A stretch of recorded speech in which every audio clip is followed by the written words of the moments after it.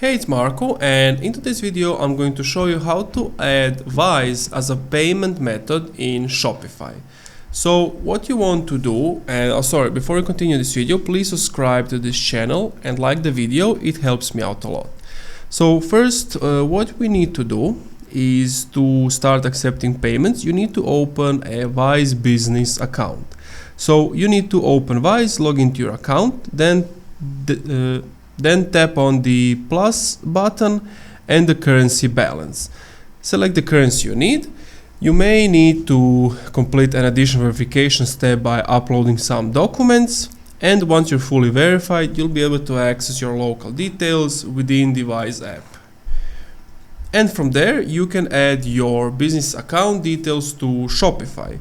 You need to log into your Shopify account and then go to Settings, select Payment Options, enter the Wise account details for the currency you want to get paid in, check everything just to be sure, and confirm. And that's pretty much it. That's how you do it. Thank you for watching this video. If you enjoyed, leave a like, comment, subscribe.